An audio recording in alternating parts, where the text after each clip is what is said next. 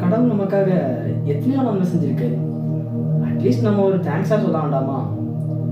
நன்றியோடு நான் துதி பாடுவேன் எந்த சுராஜனை.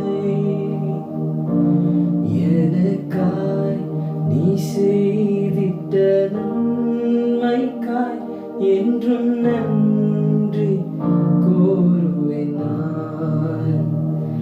என்னடங்கான நன்மைகள் யாவையும் எனக்கழித்திடும் நாதரே. நினையாத நன்மைகள் அளிப்பவரே, உமக்கென்றுமே துதியே.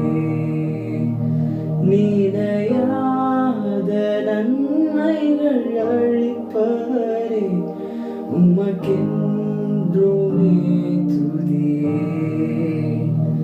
நன்றியோடு நான் துதி பாடுவேன் எந்தன் இயேசுராஜனே.